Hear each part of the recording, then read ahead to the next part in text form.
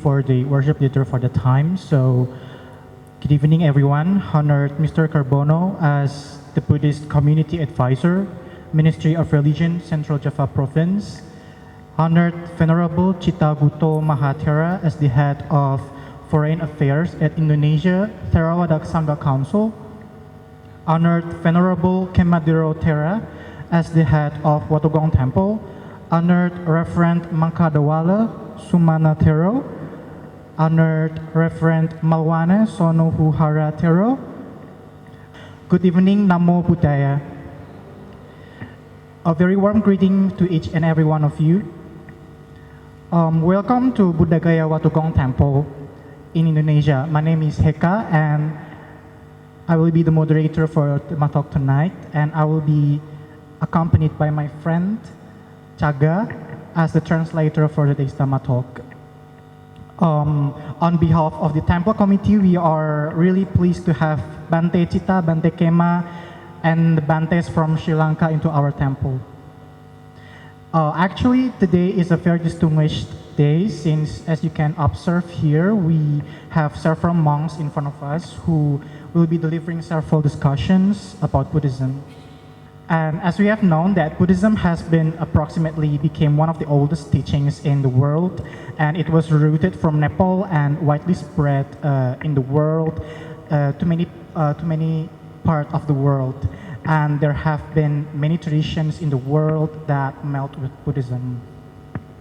In our Dhamma talk tonight, we will be discussing several points about culture assimilation occurred in Sri Lanka, and indeed there will be several talks also on how Buddhism are applied in Sri Lanka. And this topic will be more than interesting since all this time we might get over familiar on discussions about Chinese or Japanese local traditions, etc. And however, today is no longer about those topics. We have different and broader scope, which is in Sri Lanka. Okay, however, before going to the very core of the agenda, I would like to give occasion to Honored Venerable Cittaguto Mahathera as our host to deliver some speech. Please, Bante, time is yours.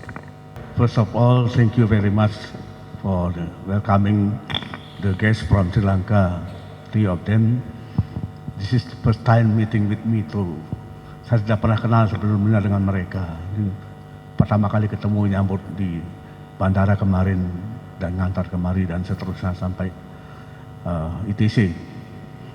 Jadi kalau saya cerita awalnya, tahun lalu ada program ini gagasan dari Duta Besar Sri Lanka di Indonesia, tapi baru terlaksana sekarang ini. Jadi setelah surat-surat yang lalu, tahun lalu itu tidak jalan, Januari lalu ketemu dengan Dubes Sri Lanka itu di Jakarta Dhammacakka, Demi yang memperkenalkan, yang mempertemukan, sehingga bicara soal surat-surat yang lalu itu bagaimana selanjutnya, ya maunya bagaimana, saya bertanya, maunya bagaimana, kapan rencana mau berkunjung biku-biku Sri Lanka, silakan. Lalu saya kasih ide, karena mereka belum jelas. Kalau mau berkunjung ke Indonesia yang bagus itu ITC Borobudur, itu ide saya. Dan beliau setuju, kemudian baru terjawab beberapa bulan lalu, Maret atau April baru terjawab. Kalau ketemunya itu Januari, 2 bulan kemudian baru terjawab.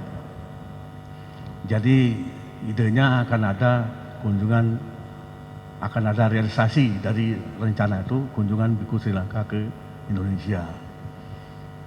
Lalu saya kasih usul, yaitu kalau mau ya cocok waktunya ITC Borobudur. Jadi begini, hadir ITC Borobudur itu ide saya, bukan program mereka. Jadi kunjungan mereka ke Indonesia utamanya itu sesungguhnya ingin belajar budaya Buddhis Indonesia, bukan ITC-nya. ITC itu ide saya. Dan memang cocok sekali, sangat pas. Ketemu di ITC itu akan langsung melihat, oh wah bagus.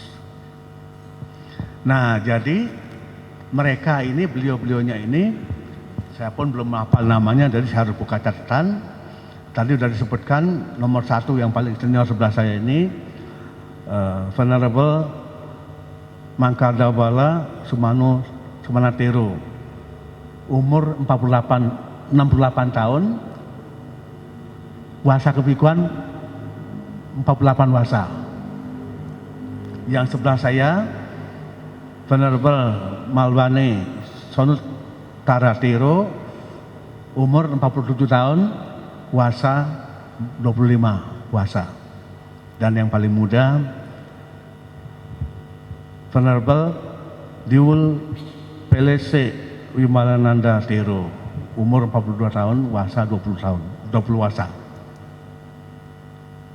Dan tadi bincang-bincang dengan beliau, ini nanti meskipun mungkin sedikit saja bicaranya yang lain, tapi yang akan bicara Dhamma itu yang paling muda. Bahasa Inggrisnya ngetop, bagus. Nanti translate-nya gampang. Ya. Nah, jadi sebetulnya ini ide duta besar itu tahun lalu saya kalau bicara yang awalnya, sampai saya sempat bicara dengan pihak KBRI Kolombo, telepon langsung tentang gagasan ini. Jawaban dari pihak sana, karena surat itu tadinya dari mereka ke Kementerian Luar Negeri Indonesia, tembusan ke Dirjen Bimas Buddha dan ke STI, Kesanggasan Indonesia. Badai Panyawaro langsung serahkan ke saya karena saya bidang luar negeri di Kesanggasan Indonesia. Tunggu surat itu tidak ada tanggapan, tidak ada kejelasan. Saya kontak ke Kolombo, telepon ke Kolombo, bicara, lalu bagaimana ini? Begini, menyebutnya Bapak karena belum bisa panggil Bante, orang kedutaan silat Indonesia di Kolombo, orang Indonesia. Pak, kami tidak bisa mendahului. Yang utama itu harusnya yang menjawab itu Kementerian Luar Negeri, tapi KBRI tidak bisa mendahului. Oh, kami juga dari Sanggat Teror Indonesia tahunya cuma Belanwila sama Kelania, tidak tahu yang lain. Oh begitu ya? Iya, tahunya cuma 2 wihara itu. Hubungan kami dengan 2 wihara itu Belanwila dan Kelania. Oh gitu ya, jadi tidak nyambung semua. Akhirnya saya berkesimpulan, oh kalau gitu nanti tamu-tamu datang ke Indonesia itu, biku-biku Sri Lanka berkunjung ke Indonesia sebagai turis, datang berkunjung ke wihara ini misalnya, atau ke wihara lain, ke Bendut, bisa disambut, tapi namanya turis ada batasnya. Tanggung jawab kita tidak sepenuhnya. Tapi kalau resmi kita undang, nah ini resmi diundang ini. Tanggung jawab kita mau berapa lama. Visanya juga ada batasnya, kan begitu. Bicara visa yang paling mudah, nyerempet ke sana saya. Visanya aslinya 30 hari mereka nih. Visanya 30 hari tapi stay-nya 60 hari, coba. Kelebihan enggak itu? Ada salahnya dari jawaban sana visanya. Beliau visanya 30 hari tapi stay-nya 60 hari, bayangkan coba. Kelebihan kan? Wah, I can stay 6 days. 60 days, 2 bulan. Nah, jadi kelanjutan dari program ini jadi resmi hanya karena proyeknya Dubes Sri Lanka ini, temple to temple Indonesia dan Sri Lanka dan Indonesia, bukan sangga, tapi kan tempel-tempel itu kan di bawah sangga. Nah maka kenapa aslinya tadinya Tanah Putih mau bersurat tapi tidak siap karena ada program Babaja. Saya yang kasih masukan, saya punya ide. Yang lain biar mana saja, Watugong juga boleh. Watugong yang bersurat untuk bikin visa. Tadi pun bincang-bincang. Tadi sempat bincang-bincang juga bagaimana nih nanti kelanjutannya. Nah kalau surat untuk visa kan biar mana saja bisa. Jadi Watugong bersurat nanti kunjungan ke biara mana saja boleh.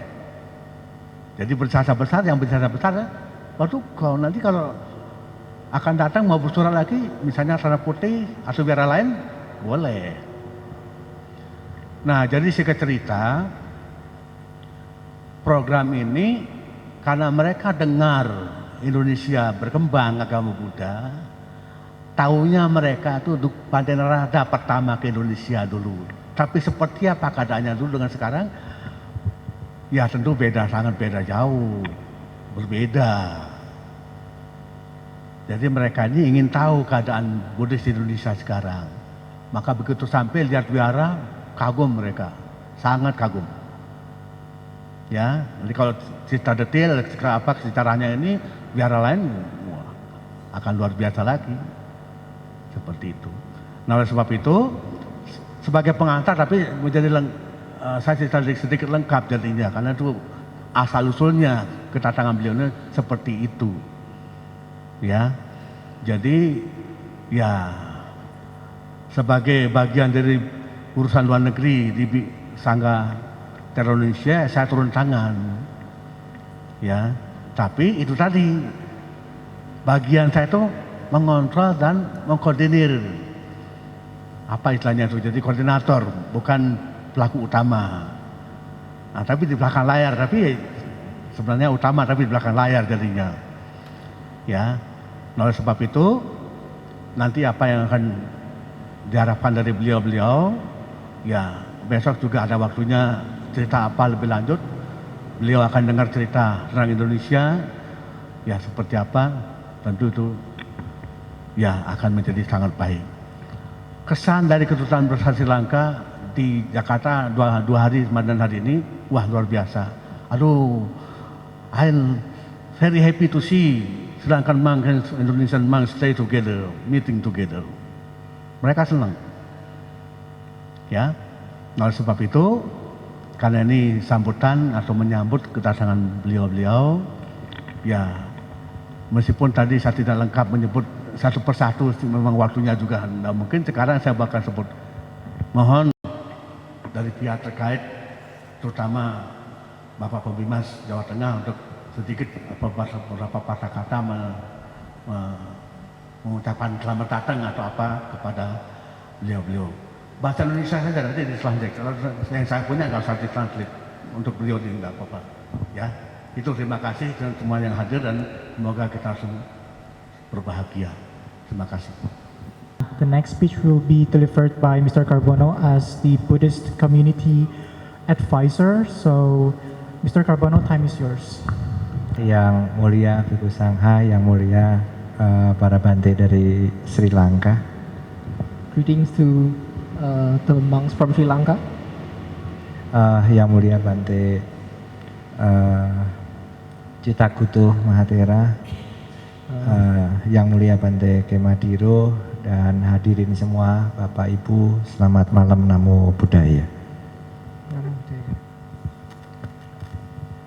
Pertama-tama marilah kita panjatkan puja dan puji syukur kepada Tuhan Yang Maha Kuasa, Sang Triratna Buddha, Dhamma dan Sangha, juga karma-karma baik kita semuanya, sehingga pada kesempatan malam hari ini kita mempunyai karma baik yang sama untuk bersama-sama berkumpul di Wihara Watugong ini. We are grateful for the time today that we can attend this Dhamma talk together in Watugong Monastery here. Yang kedua, izinkanlah saya selaku pemerintah, mewakili pemerintah mengucapkan selamat datang, welcome to Indonesia, welcome to Central Java for monk from Sri Lanka. Thank you, dan semoga ada kesan dan selama kunjungan di Jawa Tengah ini bisa menyenangkan. We would like to welcome you to Indonesia in Central Java, Semarang, and we hope you have a good stay here. Selanjutnya saya juga mengucapkan terima kasih atas kehadirannya dan mewakili umat Buddha di Jawa Tengah ini sangat bersyukur ada kehadiran para biku dari Sri Lanka. I would also like to be grateful for the opportunity to represent the Indonesian Buddhist people and to be here in this event tonight. Kalau kita melihat sejarah adanya agama Buddha di Indonesia setelah kemerdekaan, itu tidak lepas dari hadirnya Bante Narada yang dari Sri Lanka tahun 1934.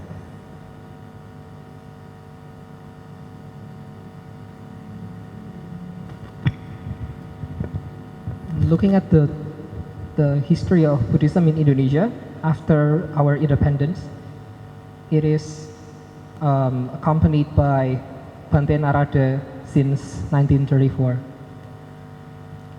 Jadi agama Buddha di Indonesia itu memang berawal setelah kemerdekaan, ya, setelah runtuhnya Majapahit itu berawal dari kelenteng-kelenteng, karena setelah Majapahit runtuh, agama Buddha di Indonesia itu hanya ada di kelenteng dan ada di pelosok-pelosok pedesaan, yang di kelenteng itu menyatu dengan budaya Tionghoa dengan Tao dan Konghucu, sedangkan di kampung-kampung itu menyatu dengan budaya Jawa yang namanya Kejawen.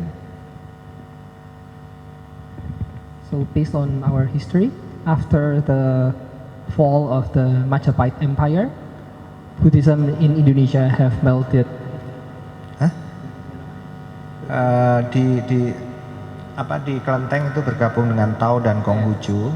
Yes, so after the fall of the Majapahit Empire, Buddhism in Indonesia have been melted with the Taoism and also Confucianism.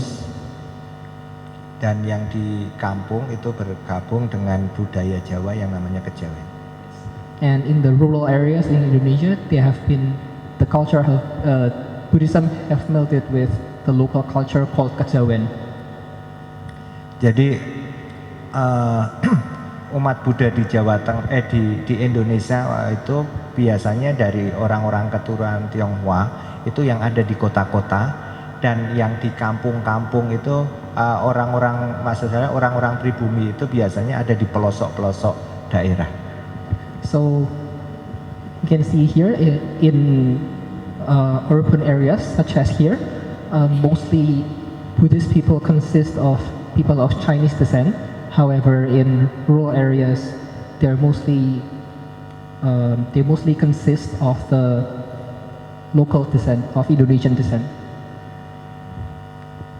Gitu. Jadi dan wihara ini merupakan saksi sejarah, karena wihara ini menurut saya adalah wihara pertama yang ada di Indonesia setelah kemerdekaan.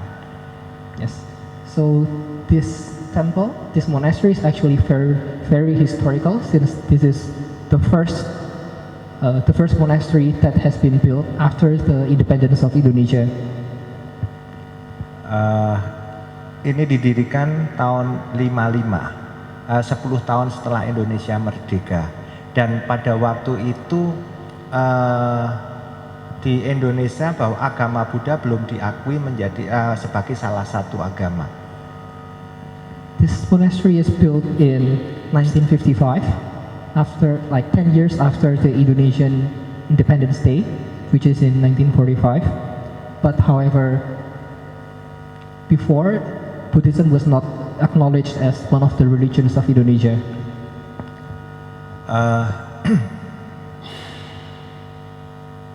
Jadi di sini kemudian satu lagi di Bukit Kasab itu ada sima pertama yang ada di Indonesia, yang waktu itu ada seorang biku yang pertama juga namanya Bante Asin, yang beliau juga dulu sempat tinggal di sini, dan beliau membuat sima pertama yang dekat sini juga, namanya di Bukit Kasab.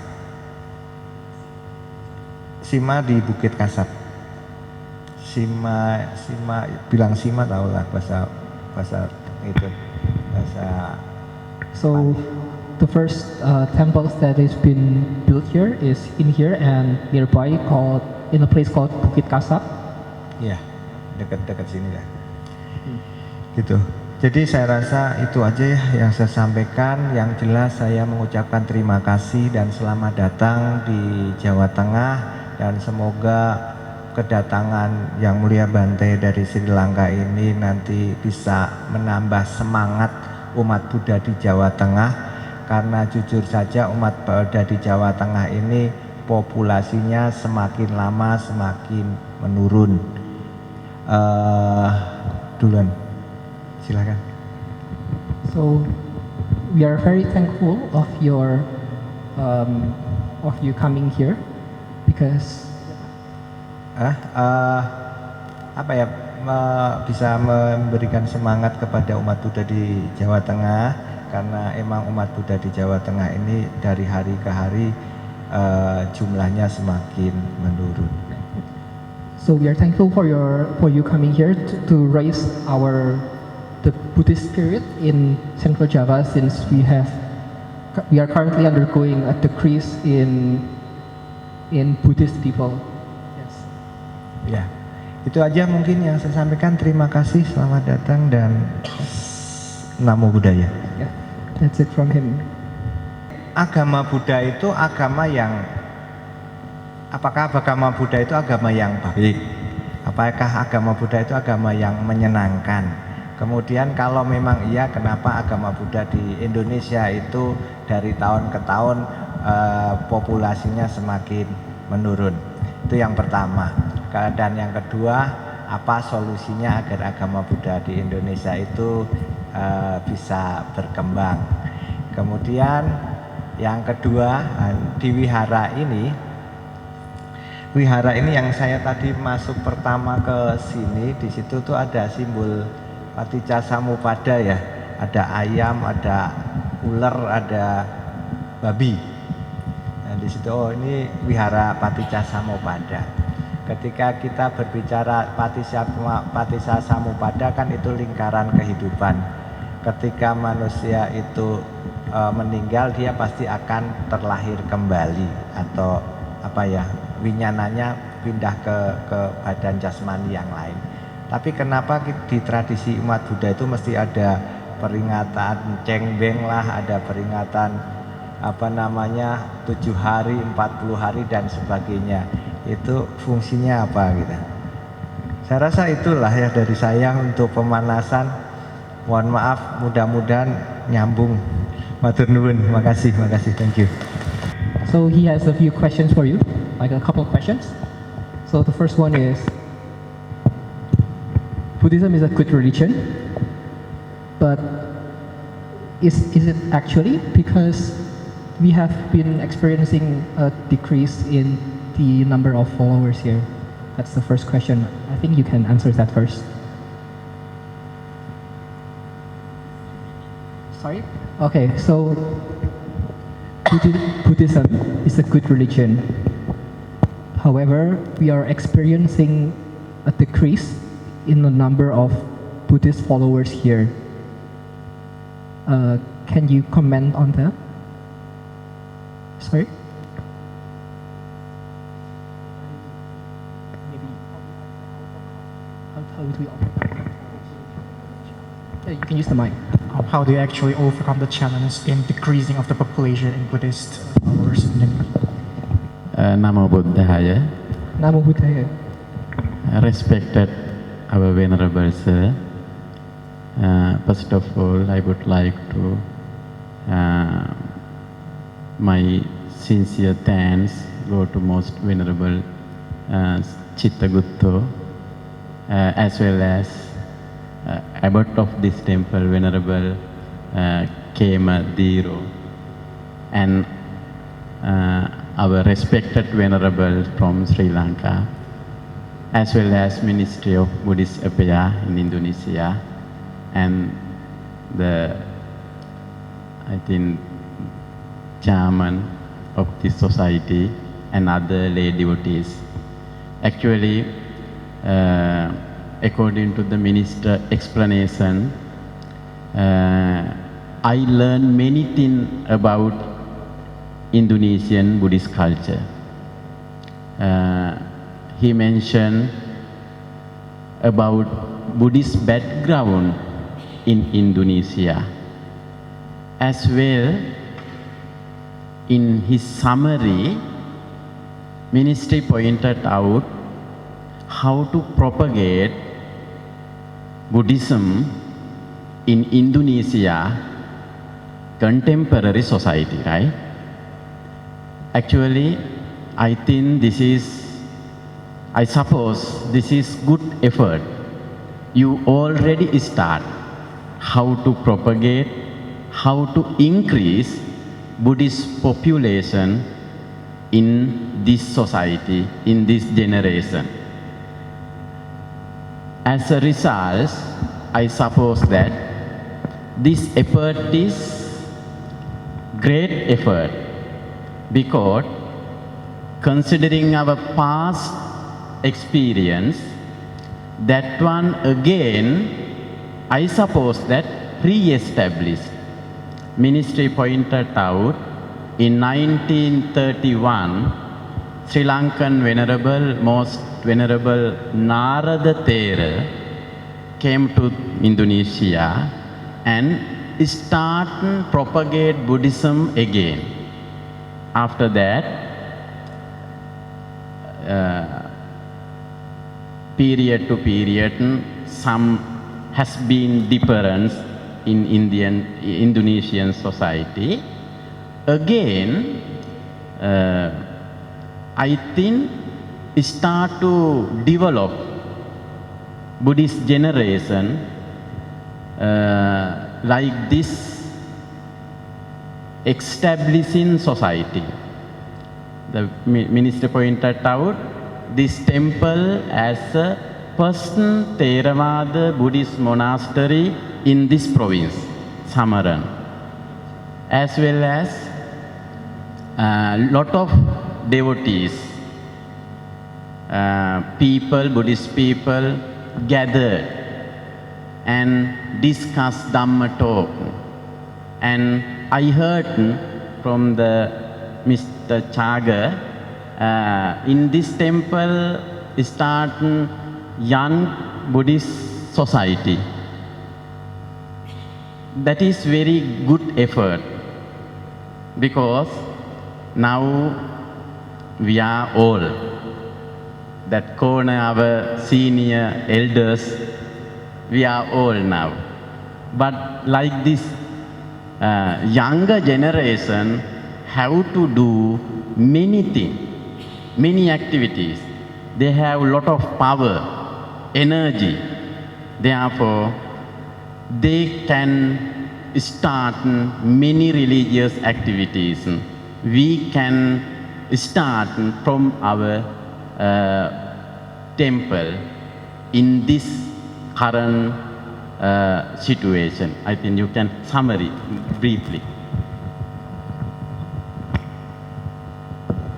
Baik, kalau dari yang saya tangkap tadi, beliau ada belajar dari Kementerian Agama di Indonesia, dan menurut beliau itu adalah sebuah usaha yang bagus buat memproklamasikan atau menyebarkan agama Buddha itu, dan merupakan perbuatan yang baik. Lalu pada tahun 1931 yang lalu, Bante Narada datang ke Indonesia dan telah berusaha untuk mempromosikan agama Buddha atau menyebarkan agama Buddha. Dan khusus untuk di wihara ini, kekuatannya itu adalah di muda-mudinya, jadi remaja dan segala golongan yang muda-muda itu merupakan sebuah kekuatan fondasi agar agama Buddha itu bisa terus berlanjut, di mana perlu sebuah kegiatan-kegiatan dan juga hal-hal yang mungkin menurut remaja Buddhis itu menarik sehingga bisa diikuti, bisa dikembangkan seperti itu. As mentioned, we have another question for you actually. Thank you for answering the first question. So the second question is, so I think we briefly saw that around this Dhammasala we have the symbol of Paticca Samuppada or dependent origination, right? So the question is, based on this, the law of dependent origination, our consciousness will transfer after rebirth, right? So even our ancestors, their consciousness have been moved into another place, another realm, right? So the question is, why must we still revere them in our prayers? Why must we still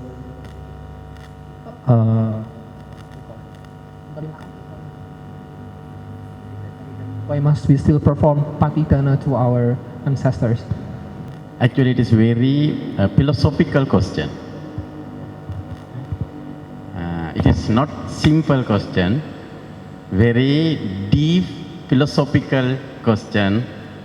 That is the very important one. In our Lord Buddha pointed out very important teaching than other religions. Among them, important teaching is Paticca Samuppada Dhamma. Paticca Samuppada means how to maintain our body, this environment, this society, this building, everything according to the cause and effect. Without cause, we cannot do any effect. Without effect, cannot to origin any cause. Cause and effect depend on everything. That is why we do some good things. We call kusala kamma. I think in Pali we call kusala kamma. Wholesome activities. Our Lord Buddha say, kusalassa upasampada. Always we should develop wholesome karma. Why Buddha say to develop, to increase kusala karma? That is important not only this life, to betterment our next life. Because we know our life, Upada, Titi, Bhanga. Three ways. Upada, origin. Titi, state, some period. Bhanga, passed away. That is the reality. All our humans. Therefore, if we dead, our vijnana, consciousness, not any finishing end, that vijnana, consciousness,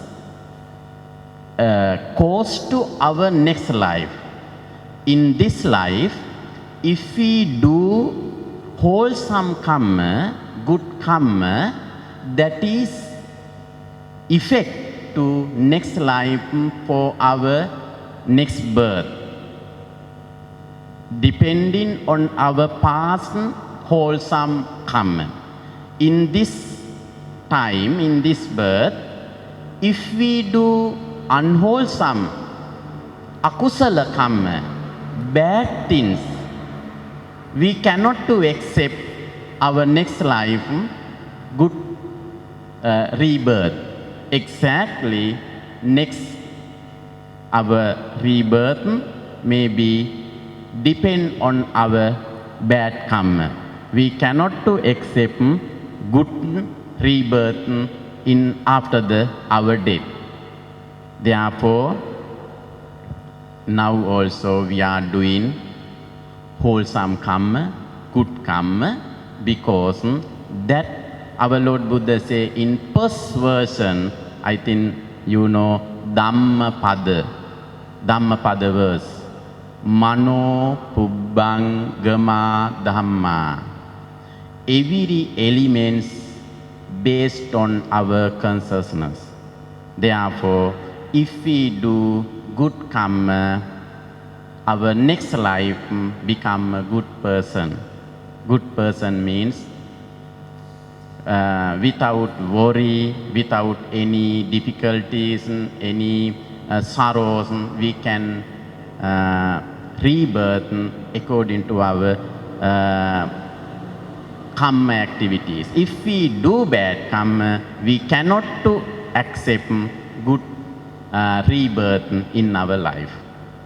Therefore, Paticca Samuppada, until attain the arahantship, until attain the arahantship, this one rotate in our life. Oke, jadi terjemahannya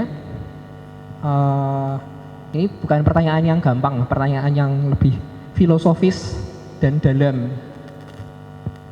Catatanku juga tidak terlalu itu, agak banyak soalnya. Jadi Sang Buddha sudah memberikan penjelasan penting tentang ajaran ini, karena kalau dibandingkan dengan agama lain, karena agama lain nggak ada Paccekasamuppada. Jadi menurut Bante, Paccekasamuppada artinya cara menjaga kita dalam lingkungan berdasarkan hukum sebab akibat. Karena kalau tidak ada sebab, nggak ada akibat. Kalau tidak ada akibat, sebabnya apa? Karena itu kita harus melakukan tadi kusala karma, karma-karma baik. Karena menurut ajaran Sang Buddha yang pertama, kan kusalasa upasampada, selalu mengembangkan karma-karma baik. Karena ini sangat penting tidak hanya untuk kehidupan ini, tapi juga kehidupan berikutnya.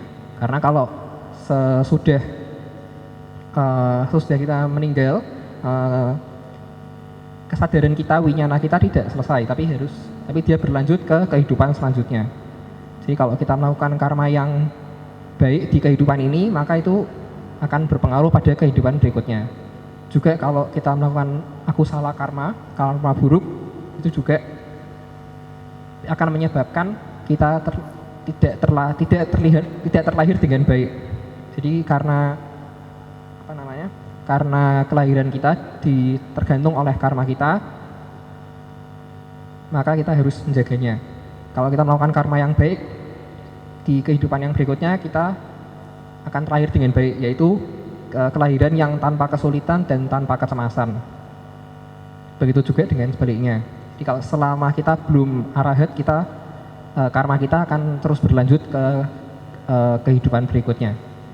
Thank you, Bante, for the answers and as well as Mr. Carbono's questions. We would like to give chances to everyone who wants to have some questions regarding everything, especially the Dhamma or Buddhism. If you have any questions, please raise your hand. We are open for 1 or 2 audiences. Ya, kepada hadirin dipersilahkan kalau ada pertanyaan 1 atau 2 kita persilahkan. Jadi tadi pertanyaannya nyambung dengan cengbeng karena tadi belum dijawab, jadi mohon nanti ditanyakan kembali. Karena tadi bicara tentang Paccekasamuppada kan berarti artinya hukum sebab musabab yang saling bergantungan kan tergantung karmanya. Nah, padahal tadi ada tambahan pertanyaan untuk apakah kita masih perlu cengbeng, apakah kita perlu patidana, terutama kepada saudara-saudara atau leluhur kita yang meninggal dan kita tidak tahu meninggalnya terlahir di alam mana. Ada kemungkinan bisa terlahir di alam yang menderita. Jadi apakah perlu kita melakukan patidana? Pertanyaan dari Pak Carbono saya teruskan dan mohon dipertanyakan, ditambahkan kembali karena tadi belum dijawab. He would like to proceed with the other question that Mr. Carbono has asked, which is that we in our culture we have what we call cengbeng in Chinese culture, which is we pray to our ancestors who have passed away. So I think in Buddhism we call it patidana, right? Patidana, yes. Yes. Because there's a possibility that our ancestors are reborn in other unfortunate realms, right? Lower realms such as the animal realm or the hungry ghost realm and such and such.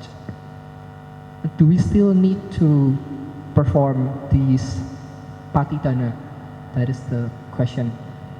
Actually, as Buddhist people, we believe that after departed one, our relatives after departed, then we transfer merits for them. Idang me nyati nang hotu sukita huntu nyatayo. Like that verse we recite, transfer merits for our departed one. How to know us, they will get that merits or not? Actually, after the departed our relatives, we cannot to do any other things. We cannot to give any other foods or clothes or money or house or vehicle or anything we cannot to give for them, because we don't know where they born after the departed.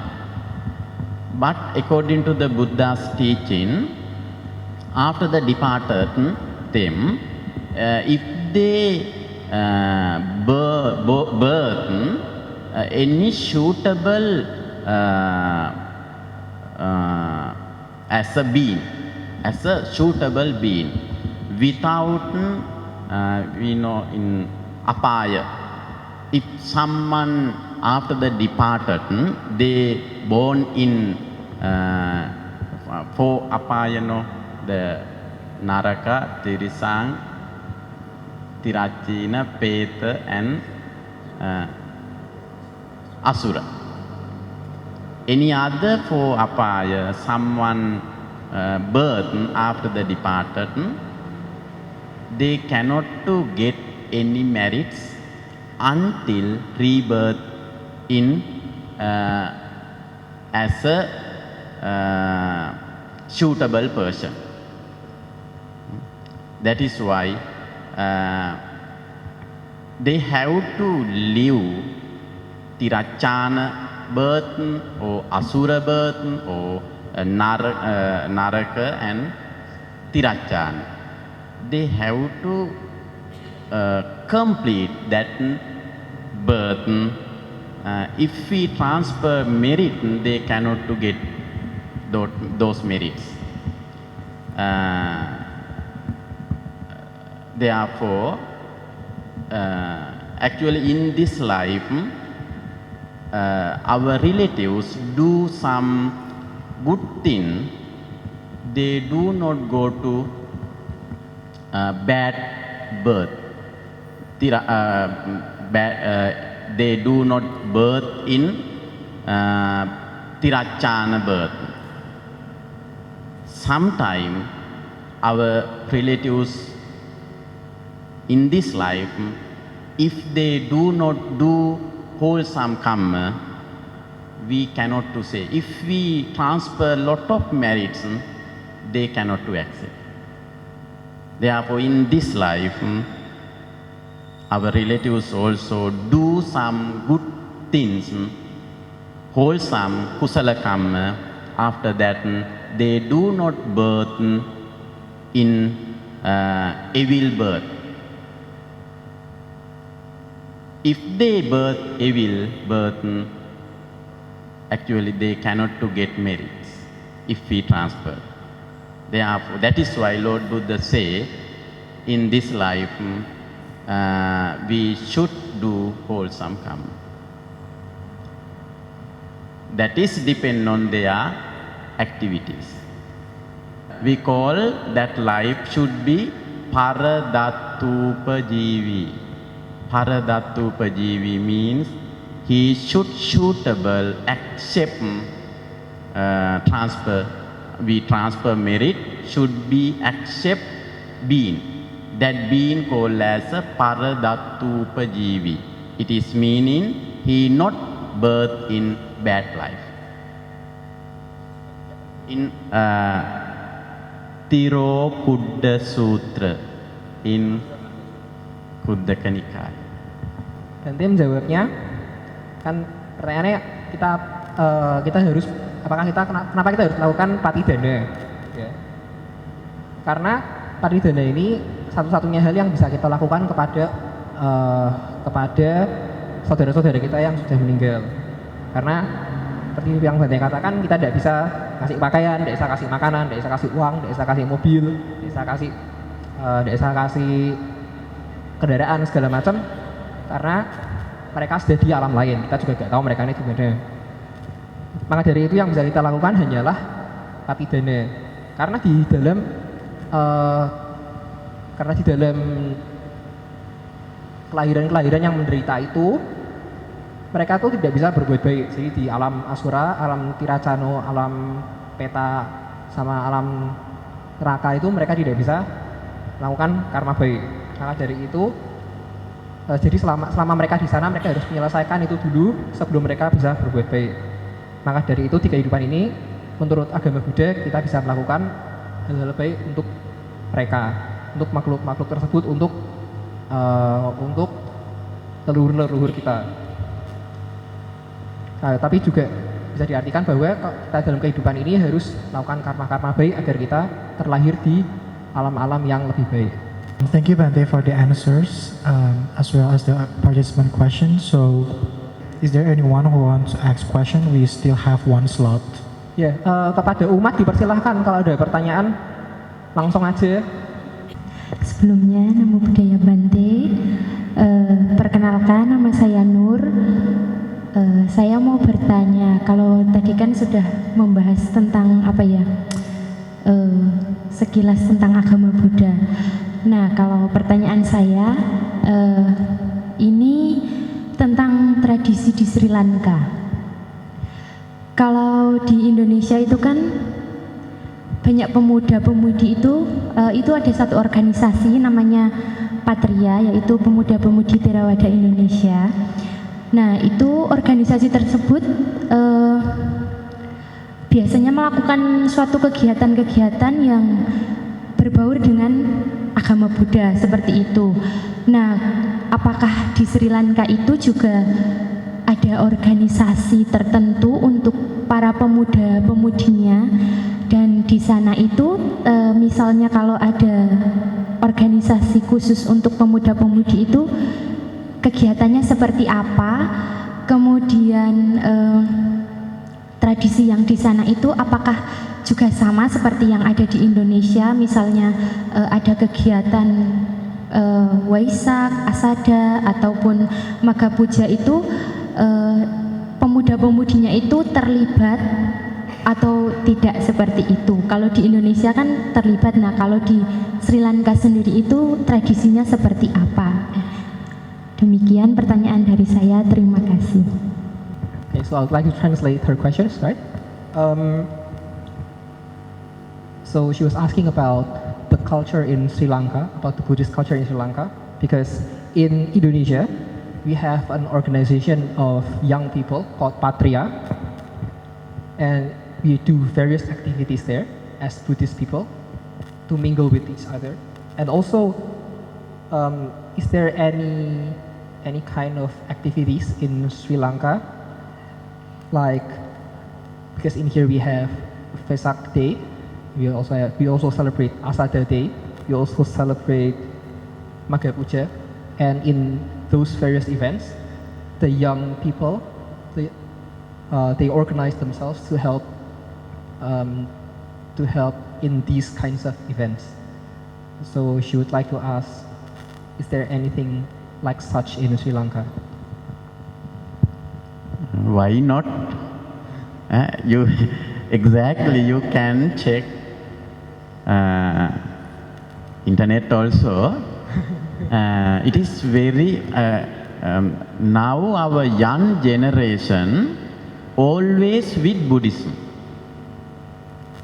Then oldest people, our young generation too much like to follow some religious events.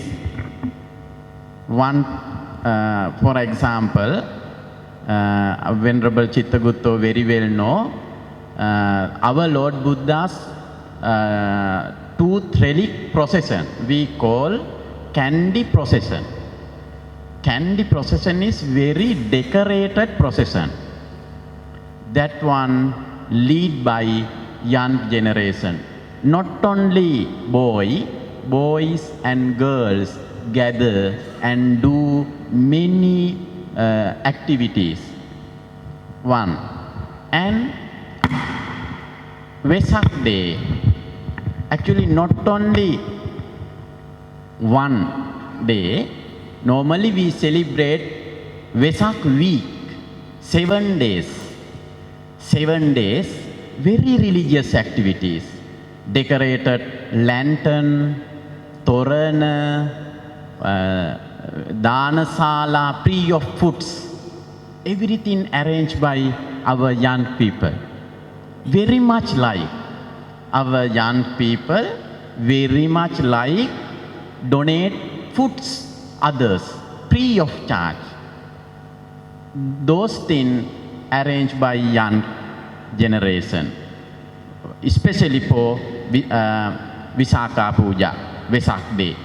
And Asala Puja, the coming full moon day, the next 20th full Asala full moon day, our Sri Lankan monks observe Vassa retreat. That events held every Sri Lankan Buddhist people, Sri Lankan temple. That events also especially organized by our young generation. After the finished 3 months, our temple ready for the Katina ceremony. Katina ceremony, Katina robes, that whole night carrying around the whole village by our young generation.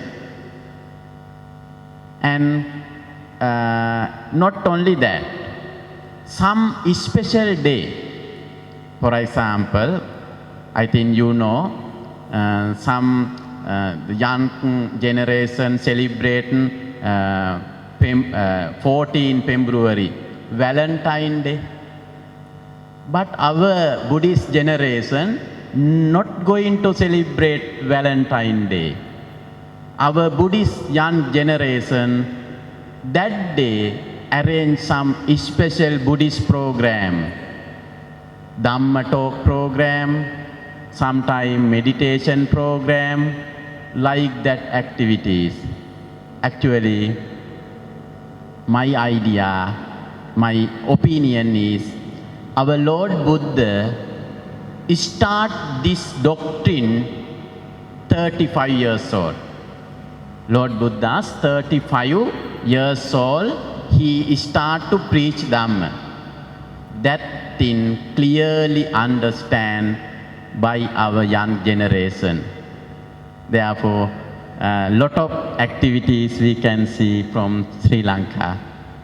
Jadi jawabannya Bhante adalah kalau tanya organisasi ini silahkan cek di internet sendiri. Terus kalau pertanyaan yang tadi adalah kalau di sana perayaannya bagaimana, jawabannya ya ada. Terus mereka juga ada kayak menghiasi kayak dekorasi-dekorasi, terus mereka juga ada kayak makanan khusus Waisak, terus event-event khusus Waisak, kegiatan-kegiatan khusus. Dan muda-mudi ini juga muda-mudinya di sana juga berpartisipasi untuk merayakan event-event ini, kayak mereka yang menyelenggarakan acara-acara itu juga mereka juga punya. Terus Asade juga, Katina juga. Dan kalau Waisak di sana mereka nggak cuman 1 hari, mereka seminggu, tapi kita sebulan sih. Mereka ngadainnya acaranya tuh seminggu kalau di sana katanya Vesak Week. Terus bahkan kalau yang lebih fantastis lagi, mereka kalau tanggal 14 Februari tidak merayakan Valentine. Yang muda-mudi bikin program Buddhis pas Valentine. Terus menambahin dikit tadi yang di terakhir itu ada bilang kalau Buddha itu guru kita itu mengajar 35 tahun dan memang bisa dipahami dengan benar-benar oleh generasi muda di sana. Jadi yang benar-benar mereka itu belajar ajaran Buddha sehingga mereka bisa dengan kreatifnya itu membuat acara-acara yang memang diminati oleh remaja dan remaja di sana.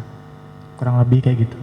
Thank you Bante for answering the questions as well as the audience's questions. So actually we are now entering the real Dhamma talk session. So since the reference have been here in the Dhammasala, so I would like to say Sotihatu Namo Buddhaya Bante.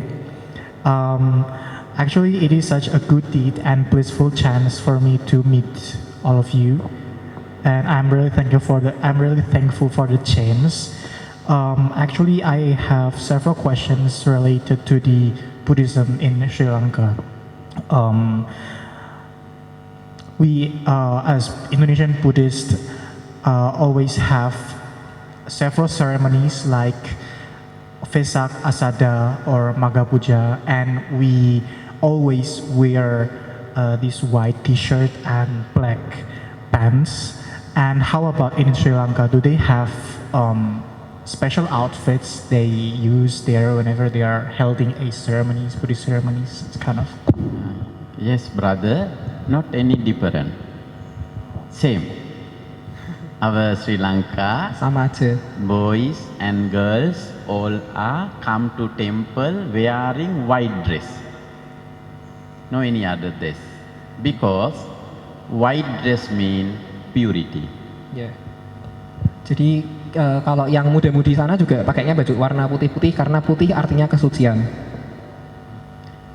Especially any religious activities held in temple, Visakha Day, Magha Puja Day, Katina, Full Moon Day, every time our boys and girls and fathers and mothers, parents and our children come to temple, observe 10 precepts and some giving some dana, practice meditation, always they are wearing white cloth.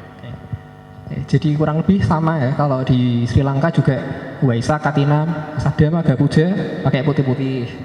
Terus kalau juga mereka acaranya juga sama, kalau Kopihara meditasi, berdana, terus juga baca parita. Ya sama sih kurang lebih, tidak terlalu jauh beda, juga pakai juga putih-putih. Another thing, every Sunday, our children come to temple to learn Buddhism. We call Dhamma school. That one held in temple by volunteer teachers. Every children, boys, girls and boys come to temple wearing special dress. For boys, white shirt and we call sarong, shirt and sarong by boy. Girls, special dress, white dress for girls. Ya. Those children come to every Sunday. Today also Sunday. Today 7 to 12. Morning time until daytime, children come to temple, learn Buddhism. Volunteer teachers and our monks, Bantes, teach them. Jadi Bante juga menambahkan bahwa di Sri Lanka juga ada mengajarkan Dhamma kepada anak-anak hari Minggu. Itu sama kayak kita sekolah Minggu ya. Yang anak-anak juga pakai baju putih-putih, terus pakai sarung katanya gitu. Terus kalau yang perempuan juga pakai dress warna putih. Mereka diajar sama guru-guru sukarela. Kayak sebenarnya mirip-mirip sama sini ya. Kadang juga ada Bantenya juga ngajar sekolah minggu, termasuk hari ini, katanya jam 7 sampai jam 12. Bante, I would like to also add that we actually also have Dhamma for kids, but just not in this monastery. We have it in another monastery. So it's very similar from here and there.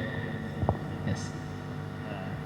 Yes, because the Sri Lanka and Indonesia, we all are Theravada Buddhists, no? Therefore, should be same. Everything should be same. Jadi karena kita dua-duanya sama-sama Theravada, jadi budayanya kurang lebih harusnya sama gitu. Actually, we are one. We all of are Ya, one. Ya, kita semua sebenarnya satu. Kita kan sama-sama Theravada. Okay, that's interesting points actually, Bante. So, what about Uposatha Day? Uposatha Day. I've slightly heard from someone that Uposatha Day in Sri Lanka is officially a day off. Is it true or not? And is it true? What activities or agendas do you have during the Uposatha Day in Sri Lanka? Yes, brother. In Uposatha Day, our higher ordination month, our senior months, gather to Uposat Vihan and recite Patimokkha for purify. Sometime by our months, maybe have some apatti, some small, some rontin. Therefore, to purify, in front of the senior month, our all ordination month repeat everything in front of the monk. The senior monk asks from the junior monk, during this time, do from you do any any bad Sanghadisesa or Pachitti or Patidesana in our Vinaya Pitaka say. Any wrong thing done by you, senior man asks from the junior man. After that, the junior monk replied to the senior monk, no. If some do any wrong things, he should repeat. After that, senior monk, that one explain and purify in front of all Sangha. Therefore, before the rainy retreat, in full moon day, every ordination monk gathered to Uposatha and recite Patimokkha for their purification, purity. Oke, jadi kalau biku-biku selama waktu bulan Uposatha bergabung dan berkumpul untuk untuk melakukan untuk membacakan Patimokkha Sila untuk kayak memurnikan diri gitu. Terus juga ada acara kalau Bante senior sama Bante junior berkumpul gitu. Terus melakukan apati namanya. Terus itu untuk jadi nanti biku seniornya tanya sama yang junior, tanya kamu berbuat salah apa gitu selama ini. Terus kalau yang juniornya ngomong tidak apa-apa, tapi kalau ngomong ada terus disuruh disuruh mengulangi itu, terus disuruh mengulangi perkataannya, terus kembali bacakan Patimokkha Sila untuk kayak memurnikan kesalahan gitu. Actually, I would like to ask question related to the famous sites or famous places that are existed in Sri Lanka. Do you have kind of Buddhist famous places that you recommend as Buddhist people to visit one day? Okay. Nah, jadi pertanyaan yang barusan adalah kalau di Sri Lanka itu ada situs-situs Buddhis apa saja? Later you can check internet. I think some know. One place, two relic temple in Kandy. Relik gigi. Sorry, where? Lord Buddha's tooth relic temple, Kandy. Kandy. Kandy. Kandy. It's the name of the place, right? The Di Kandy. Sri Lanka. Di Sri Lanka. Nama Kandy, tempat. Kandy, Sri Iya, Lanka. jadi nama tempatnya namanya Kandy. Terus ada relik giginya Sang Buddha di sana. It is very, actually, as a Buddhist people, we should worship the temple, Truth Lake Temple. And Sri Ma Bodhi, sacred Bodhi tree, Anuradhapura. Terus juga ada, kan kita sebagai umat Buddha harus memuja relik-relik Sang Buddha. Terus juga ada Sri Ma Bodhi, Anuradhapura. pohon Bodhi di Anuradhapura. And Anuradhapura have many historical sites. Ratna Mali Cheti, Ruan Valley Saya, and lot of pagodas belong to Anuradhapura sacred city. Ya, jadi ada banyak ada banyak situs di sana karena itu miliknya Anuruddha. And another sacred city is Polonnaruwa. Polonnaruwa. Our second kingdom. Kerajaan kedua. First kingdom Anuradhapura. Kerajaan pertama Anuradha Buddha. Second kingdom Polonnaruwa. Kerajaan kedua Polonnaruwa itu. And we believe that our Lord Buddha 3 times came to Sri Lanka. Jadi kita percaya bahwa Sang Buddha ini pernah 3 kali ke Sri Lanka. First time Mahiyangana. Lord Buddha came first time to Mahiyangana. Jadi yang pertama ke Mahiyangana. Second time Lord Buddha came Nagadipa. Yang kedua ke Naradipa. Last time that temple we cannot to go because terrorist. But now defeated, very calm. Now our Buddhist people can go to worship Nagadipa, north of in Sri Lanka. Second time. Second one. Nah, jadi tempatnya itu dulu kayak dikuasai sama teroris. Jadi tapi sekarang karena terorisnya sudah dikalahkan, jadi sekarang kita bisa berkunjung ke sana. Third time Lord Buddha came to Kalyani. Yang ketiga kali Sang Buddha ke Sri Lanka, nama tempatnya Kalyani. The Kalyani is very important. Most venerable Chittagutto's best friend is stay in Kalyani temple. Sangat penting karena teman terbaiknya Bhante Chittagutta tinggal di sana. After that, the 16 places visited by Buddha, therefore until now, our Buddhist people visit those 16 places, very interesting place. Some are very interesting. The Sri Pada.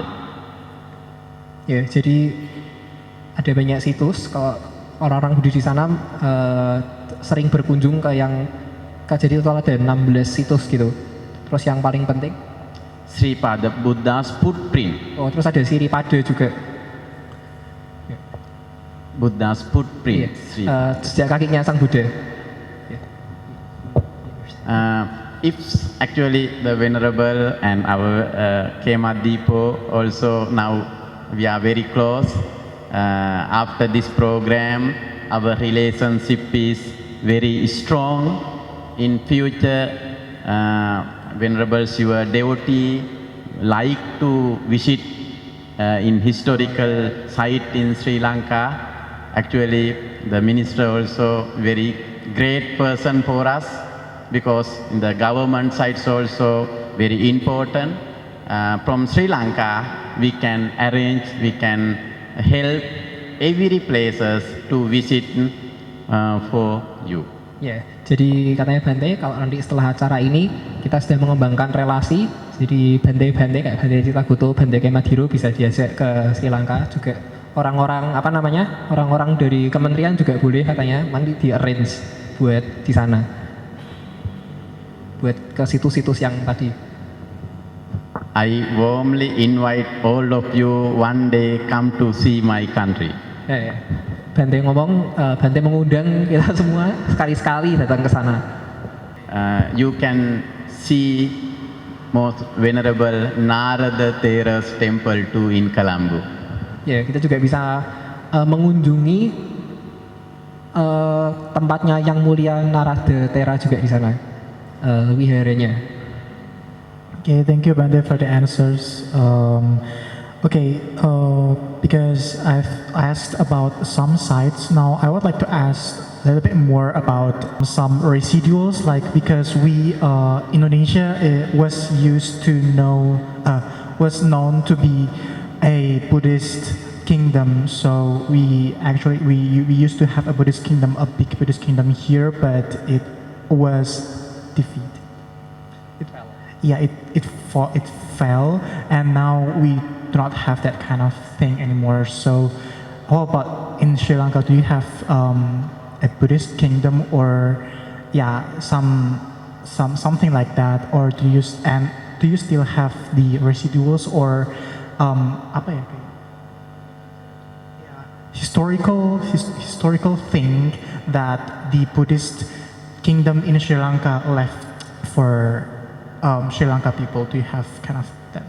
Pertanyaannya adalah kalau di Indonesia kan ada kayak peninggalan dari kerajaan Buddha, kayak kerajaan Sriwijaya gitu. Kalau di sana ada apa enggak gitu, pertanyaannya basically gitu. Actually, a very important question. Sri Lanka is a Buddhist country. Ya, itu pertanyaan yang penting karena Sri Lanka adalah negara Buddhis. After the Third Buddhist Council, Emperor Asoka's son, Venerable Mahinda, came to Sri Lanka taking Buddhism. Oke, jadi setelah perkumpulan Sangha ketiga, anaknya Raja Asoka, Biku Mahinda mengajarkan Dhamma. And Emperor Asoka's daughter, Sanghamitta, came to Sri Lanka with sacred Bodhi tree. Oke, terus putrinya Raja Asoka datang ke Sri Lanka membawa pohon Bodhi. Venerable Mahinda came to Mihintale in Sri Lanka. Venerable Sanghamitta came to Anuradhapura. Lord Buddha came to 3 times Sri Lanka. Therefore, from origin until now, Sri Lanka is a Buddhist country. And today also, actually, if someone govern Sri Lanka, we select any person as a president, he should be Buddhist. Oh, jadi presidennya wajib Buddhis. Jadi sampai sekarang Sri Lanka juga masih Buddhis. Karena jadi tadi dijelaskan juga bahwa anak laki-lakinya Raja Asoka pernah datang ke sana, terus anak perempuannya pernah datang ke sana, juga Sang Buddha pernah datang 3 kali ke sana, gitu. 92% Buddhist generation in Sri Lanka now. Di Sri Lanka ada 92% orang yang beragama Buddha. 92% penduduk Sri Lanka agamanya Buddha. Okay, thank you, Bante, for the answer once again. So, I would like to proceed with another question. Like, I've ever heard that Sri Lanka is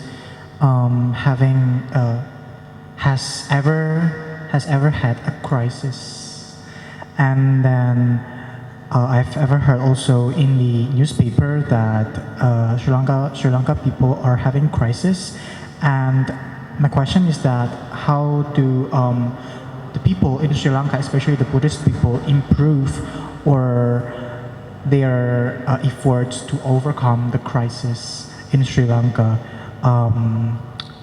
Yeah, that's all. Jadi di Sri Lanka tuh kan pernah dengar di Sri Lanka tuh pernah ada krisis. Terus gimana caranya kayak penduduk Sri Lanka itu mengatasi krisis ini?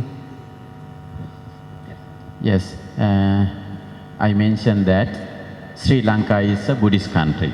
Yes. As well as Sri Lanka is a main economic is agriculture. Ya, jadi Sri Lanka adalah negara Buddhis dan itu penghasilan terutamanya adalah agrikultur, pertanian. Considering some political issues, today our people face some economic crisis. Ya, karena masalah-masalah politik tertentu sekarang penduduk Sri Lanka sedang mengalami krisis. I am not going to discuss about political side. Ya, jadi Ben tidak akan membahas tentang politik kali ini. As a monk, as a spiritual leader, we always with our Buddhist people. Jadi sebagai pemuka agama, Bante selalu menemani rakyat penduduk-penduduknya gitu. As our Buddhist monk, we always encourage our young generation to study, to get good opportunity to overcome every crisis. Yes. Jadi sebagai biku ini selalu menganjurkan, selalu mendukung para muda-mudi untuk belajar agar bisa mendapatkan kesempatan-kesempatan yang baik.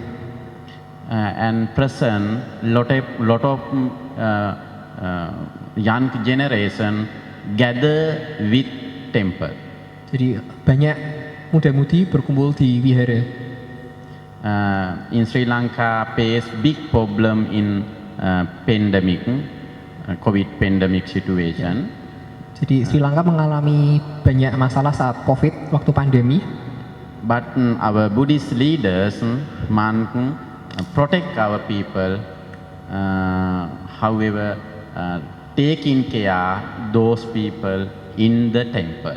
Jadi para biku ini membantu orang-orang di wihara. Jadi orang-orang disuruh ke wihara gitu. Now we slowly slowing that crisis in Sri Sekarang Lanka. mereka lagi memperlambat krisis-krisis itu sekarang. Okay, thank you, Bante, once again for the answer. So, what about the role of women that involved in the Sangha in Sri Lanka? The role of women in Sri Lanka, especially in the Sangha council. How are the women roles in Sangha in Sri Lanka? Ya, jadi pertanyaannya kalau peran wanita dalam agama Buddha itu bagaimana kok di Sri Lanka gitu? Actually, in considering Sri Lankan Buddhist community, some ladies also become 8 precepts. Dasasila, 8 precepts. 8 precepts. Actually, not bhikkhuni.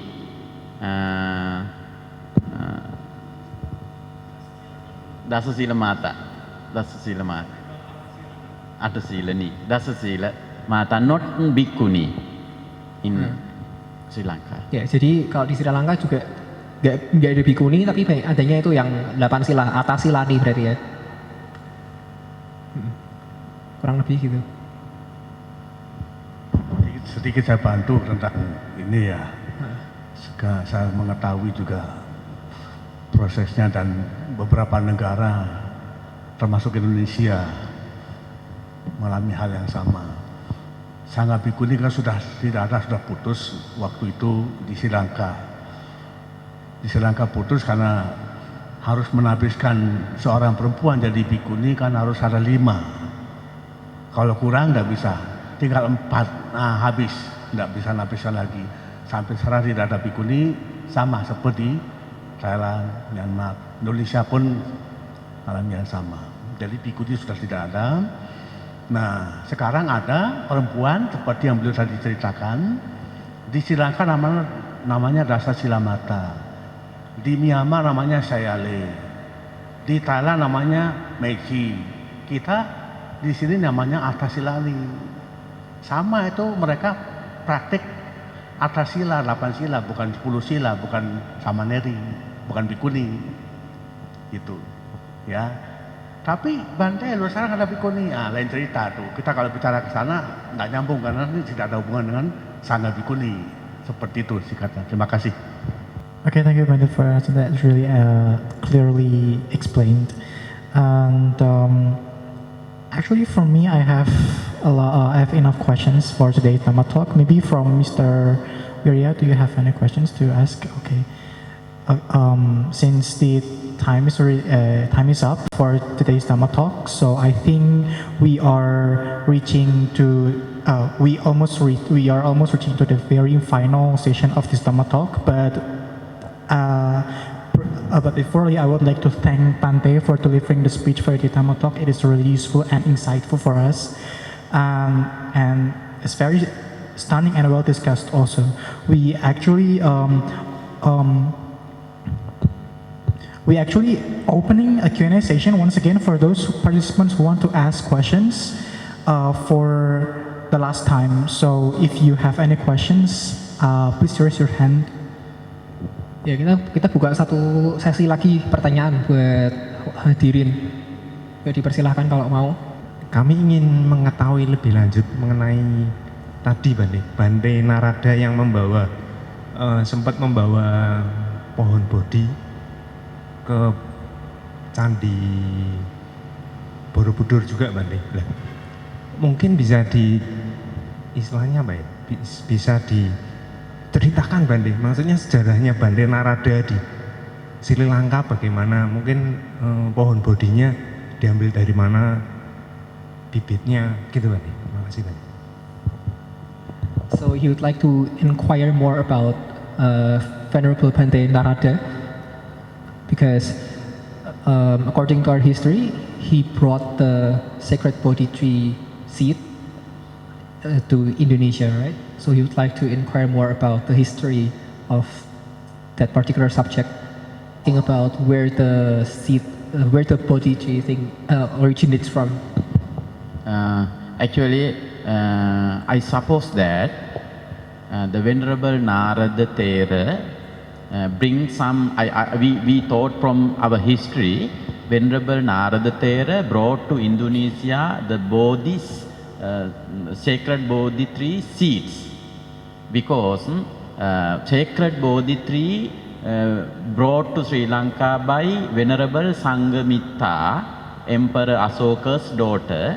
That Bodhi tree, we believe that oldest world heritage tree still exists.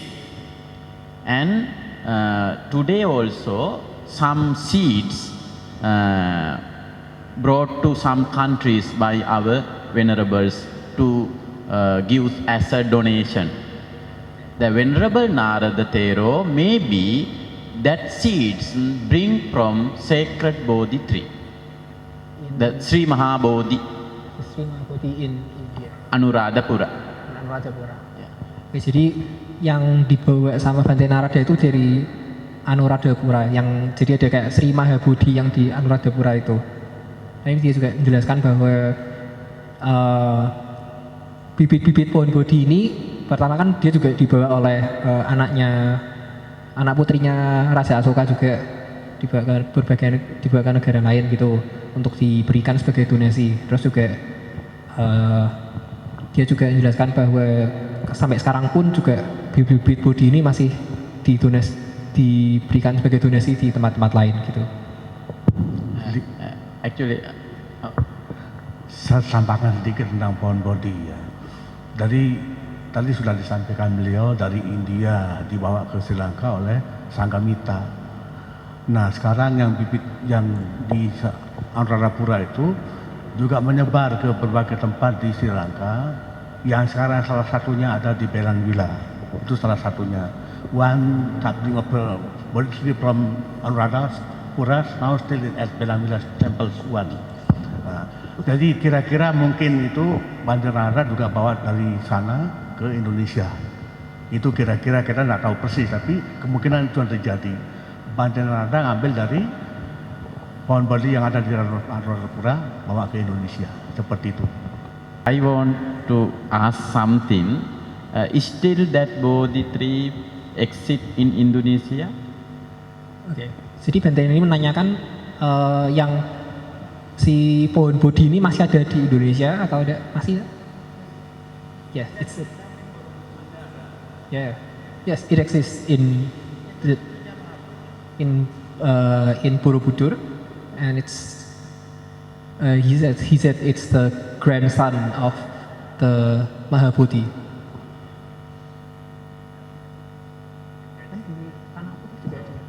We lucky to see and worship that Bodhi tree in this journey. To close today's session, we'd like to ask Bante to give a bit of closing statement. Actually, I'm very much happy. I think our Venerable Sumana Thera and Venerable Sonottara Thera also very much happy like this program held by Venerable Kema Depo and under the guidance of Venerable Chittagutto. All our monks gotten very nice experience today.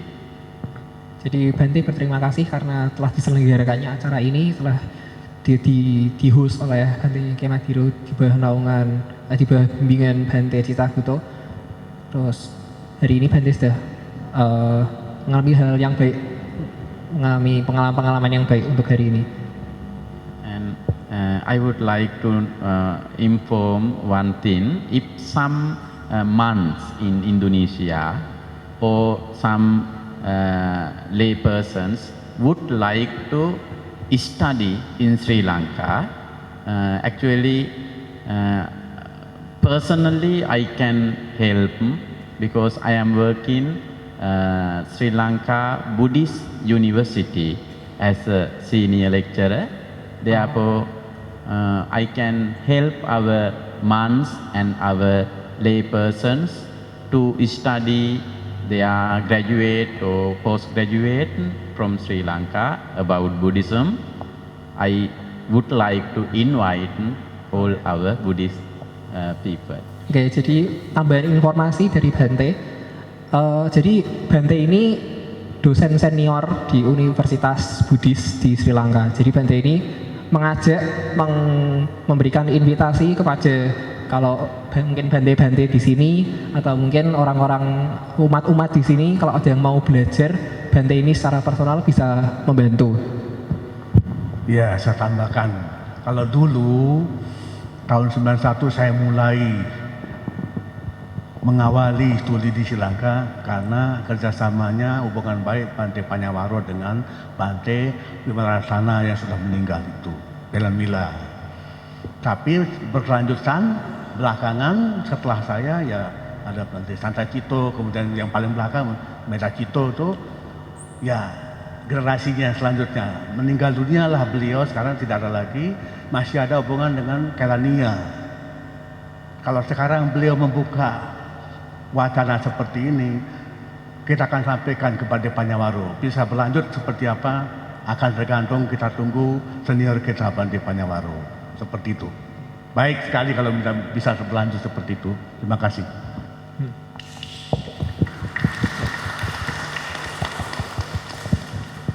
Thank you so much, Bante. I will talk about the Belangwila. First, those days myself studied at Sri Lanka, continued with Bante Santacito and then Bante Medacito. Now the next one no more because Bante Belamira Marsana already passed away.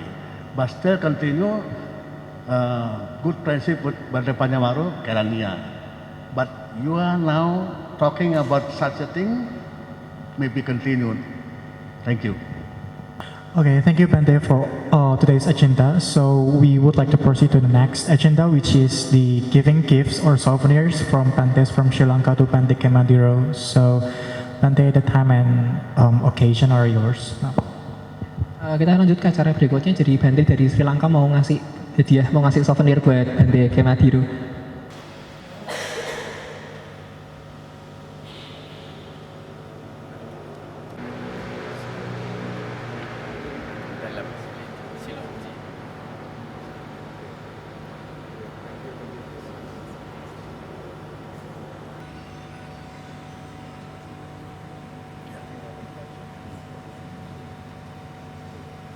So for the next agenda, we have some offerings for the Bante from Sri Lanka.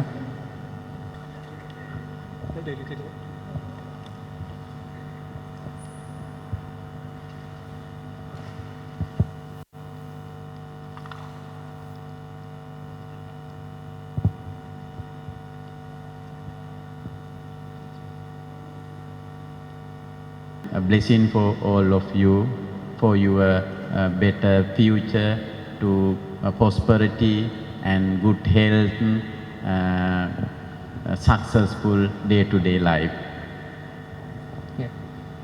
Sabbitiyo vivajjantu sabba rogo vinastatu mate bhavatvantarayo sukhi digayuko bhavatu sabba mangalang rakkantu sabba devata sabba buddhanubhavena sada sotti bhavantu te bhavatu sabba mangalang rakkantu sabba devata sabba dhammanubhavena sada sotti bhavantu te bhavatu sabba mangalang rakkantu sabba devata sabba sanghanubhavena sada sotti bhavantu te abhivadana silisari Vaddha pacaino cattaro dhamma vaddanti ayuvanno sukhang balang ayurarogya sampatti sagga sampatti mevaca ato nibbana sampatti iminate samijjhatu.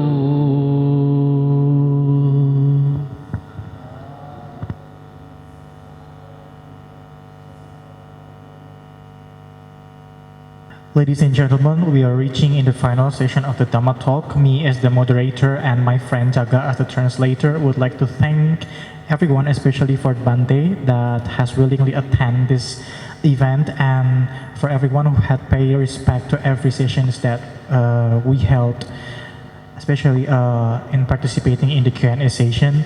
And representing all the committee for today's agenda, we would like to beg 1,000 of mercy if during the Dhamma talk we have done some unmistaken things. Thank you once again for coming. And lastly, good evening, Sotihotu Namo Buddhaya. I would like to say to the moderator. Jadi terima kasih para hadirin dan terima kasih para Bante karena untuk acara ini yang sudah terlaksana.